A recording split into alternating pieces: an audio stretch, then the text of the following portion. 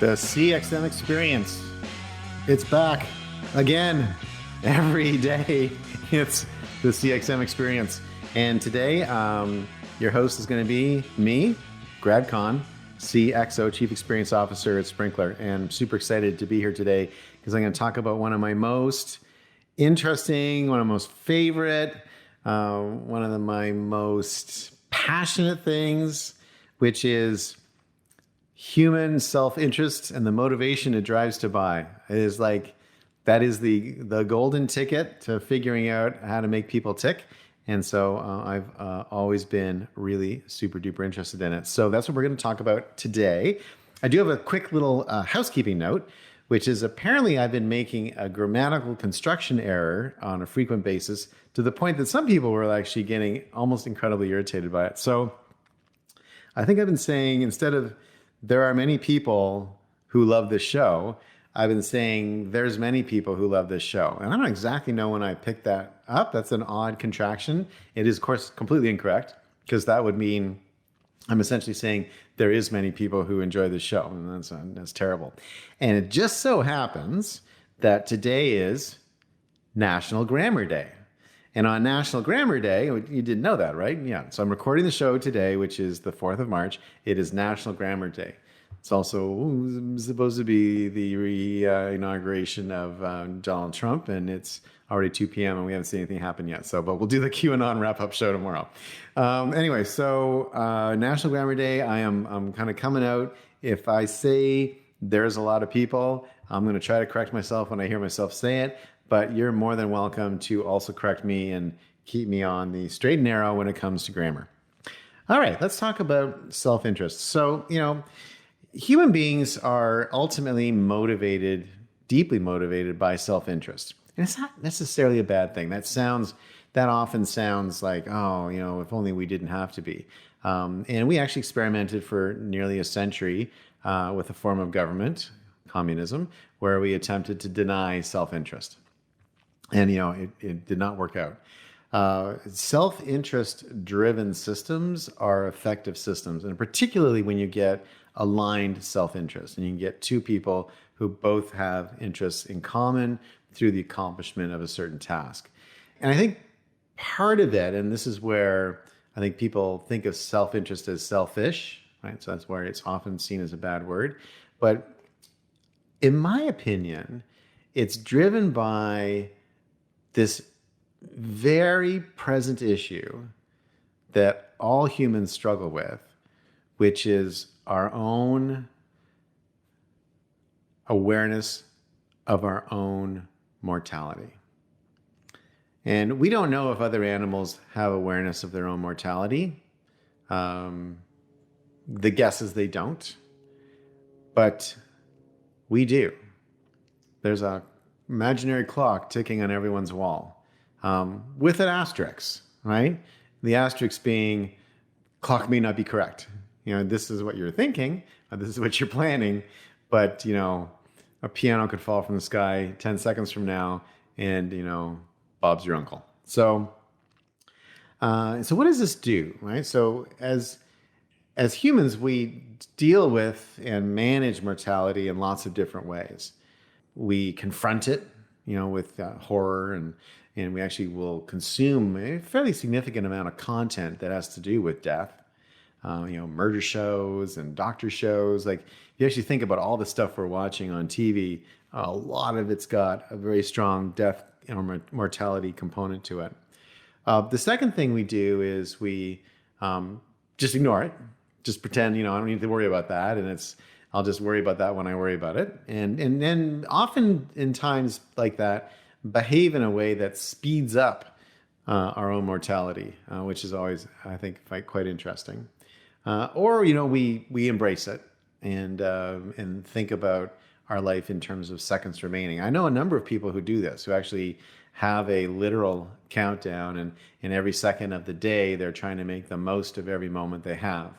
That sounds exhausting, but anyway, that's another approach that can work as well. My approach is I like to talk about it all the time, right? And I think that creates awareness, but also helps me not be too obsessed with it in the dark moments. And so who's done a really good job on this? And I would posit that Apple is a brilliant marketer against this whole issue of mortality because they focus so much on creative and creation and memories and creating legacy, and because humans do seek to have left behind something. We do want to know that we mattered, that our time here was not ill spent, that we made a difference, that there's a memory of us, and that we don't just come and go without anyone noticing. And so creative and creation and all the things that are exploding. I mean, one of the things that I think the internet has unleashed, and the web in particular has unleashed, is just the idea that you could start a blog tomorrow and start writing stuff, or you can make a comment on something, or you can participate in something. And boy, that feeds into a DNA level human desire to be heard, to be noticed, to be important. Very, very powerful. And Apple has done a brilliant job of leveraging that. So what's going on right now that might be kind of interesting? Well, I do think that the experience in the COVID vaccine system is super fascinating to me, partly because there's a line for it, and right now you have to be over 65 or have like a serious comorbidity to be able to get in the line, and all others need to wait, which I think people have been pretty good about, and I have noticed a fair amount of public shaming for people that are trying to jump the lines, which is very interesting.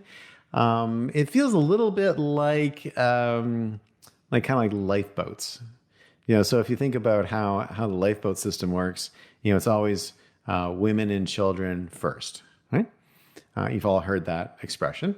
And but what's I think even more interesting is that there's kind of an implication. It's women and children first, and until all the women and children are in the lifeboats, right? And then and only then would the sort of men get involved. And if your ship's crew, no way, no how, you don't get to go on that boat. And if you're the captain, hilarious, you're not going on any lifeboats. Now, that's not always true, right? So you do have to have crew on the lifeboats to steer the lifeboat, to load the lifeboat, to lower the lifeboat, and all that kind of stuff. So some crew is always on the lifeboats. And some men do always end up sneaking on. And there was a bit of a sort of an askance view of these people that what did they think they were doing getting on lifeboat when there were women and children left behind on the boat? This whole concept of the captain going down with the ship is actually a maritime tradition. And the idea is that the sea captain has ultimate responsibility for both the ship and everyone who embarked on it. And so in an emergency, the captain will either save those people on board or die trying. It's often connected to the sinking of the Titanic in 1912. And the very famous Captain Edward J. Smith, who also is one of the most captain-looking captains ever. He's got this great white beard. He says all captain. But apparently the tradition actually dates back about 11 years before that. So it's not that old a tradition. But the idea is that the captain forgoes their own rapid departure of a ship in distress to concentrate on saving other people. And in many cases, it gets kind of too late. What's interesting is that it turns out that this tradition actually has become legal precedent. So I don't know if you remember, but about 9 years ago, there was a famous incident with an Italian cruise liner called the Costa Concordia. And the Costa Concordia did something called a sail by salute. And this is actually a very interesting little nugget here. A sail by salute in near an island called Giglio. Oh my gosh, I probably said that wrong. Giglio. I think Giglio. I'll go with that. I'll be corrected by my CRO tomorrow. And they had done this before. But for some reason, this time was a little bit different. Struck an underwater rock. It partially capsized. It was in reasonably, not very deep water, but it partially capsized, rolled onto its starboard side, and 32 people died. Many of them passengers, some crew, and one salvage person as well. And the captain was someone named Francesco Schettino. And he was, I don't know if you remember, but he sort of famously left the ship early. And he was pilloried in the press. And he was called Captain Coward and Captain Calamity. Oh, Captain Calamity actually sounds like a pretty cool name. And there were some ugly pieces of this too. He was having an extramarital affair with a Moldovan dancer, and she was on the bridge with him while they were doing the sail by salute. So, was he distracted, or was he doing the sail by salute to try to impress his mistress? And yeah, he's just holy shamoly. And of course, his name, Francesco Schettino, has led to the popular expression, boy, you really Schettino'd the bed there. So that's where, it's always interesting where the origin of things come from. And so what you may not know is that Francesco actually was sentenced to prison. So he went through years of court cases. In 2017, he appealed a couple of times, and in 2017, the Supreme Court of Cassation upheld his original sentence, and he turned himself in, and he got like a 16-year sentence, 10 years for manslaughter, 5 years for causing the shipwreck, and a year for abandoning his passengers. Other crew who arguably had responsibilities that they did not fulfill plea bargained out in a way that none of them served any time. So he was the only person that served time. And what was interesting is that what this did is it basically established a legal precedent for the fact that the captain can't be the first to leave the ship. And I think it's not no longer just a custom, it's actually a legal precedent. And there was actually quite a interesting moment where he actually maintains that he slipped and accidentally fell into a lifeboat. And it's like, all right, it could happen. And then couldn't get out because it was dark and it was too hard to move out. So then he ended up, going to shore in the lifeboat, and he was completely dry. Like he didn't even get a drop of water on him. But there was a transcript actually of a recorded conversation between Schettino and the Italian Coast Guard.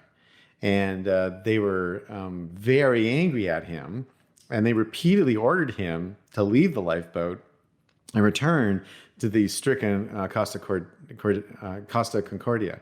And the Coast Guard didn't believe that he had fell into the lifeboat, and then they didn't believe that it was too dark to get out. And at one point, the Coast Guard was so angry that they told him, Vada a bordo caso, which is a super insulting thing I just said in Italian. But if you don't know Italian, you're not offended. But it, loosely translated is, get the F on board. So that's kind of interesting. And I think that this whole lifeboat analogy, where are you going with this, Grad? Please take us through the experience. So, and one quick thing, just before I leave this story, because it was super interesting to read about it and kind of catch up, is that this sail by salute, which is kind of this maritime custom of going near shores, and it's actually part of the cruise experience.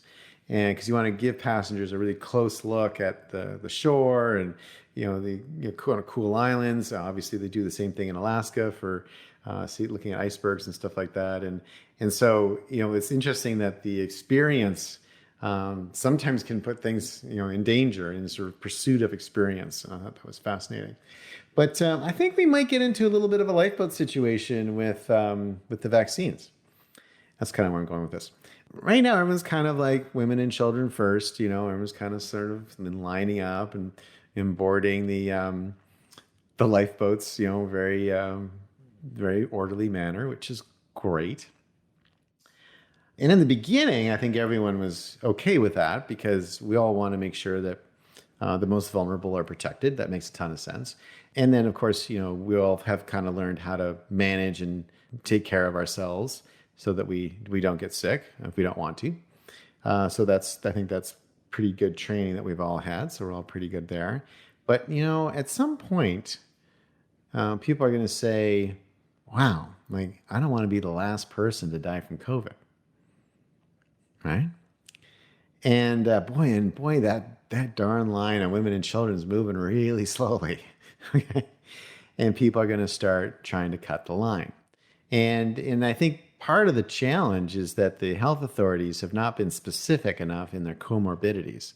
So the comorbidities are reasonably lightly stated, and that means that you can just prove that the word, like autoimmune disease or cancer or a high blood pressure or whatever, if you have one of those kinds of comorbidities, that you can get in the line, whether or not you'd really be in actual danger from the disease. And so, what that's going to do is it's going to slow down the line of the people who legitimately should be at the front of the line for the vaccine. And so you end up with the line slowing down while people are trying to cut it to speed it up. And there will be lots of interesting tricks and things that people employ to try to get in there. And there's a really interesting article. The governor of Florida is in trouble. DeSantis is in trouble because apparently property developers who had donated heavily to his campaign managed to magically get enough doses of the vaccine to vaccinate everybody in their developments. Which I thought there's a very interesting home sale pitch, right? Stay in this development, be vaccinated. And the reason this actually, I think, is a bigger issue than we may think of it right now is we are thinking of the vaccine in the first pass, right? We're like, this is our first pass on it. We're going to have to get this vaccine frequently. They don't know what the frequency is, but it's no less than once a year. It could be as much as every 6 months. And so there's a lot of work that needs to go into the experience planning and the sort of line management of how you make sure everyone gets the vaccine. And the sort of lackadaisical sort of, come as you may approach that we've had with the flu vaccine for many years. And I'm a ardent flu vacciner. So I've been getting the flu vaccine, I think, probably since I started working when I was 21. Yeah, it's not going to work. We're going to need to have this turned into something else. And that's where I think private sector companies are going to come into play. And that's where customer experience from a private sector standpoint around how vaccine distribution works in the order of literally billions of vaccines a year could be one of the most interesting line management and customer experience challenges on the planet.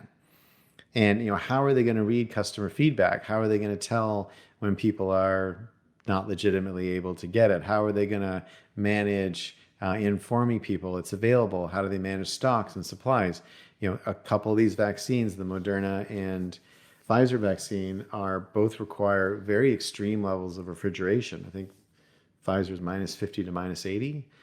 J&J, while a little hardier, still requires refrigeration.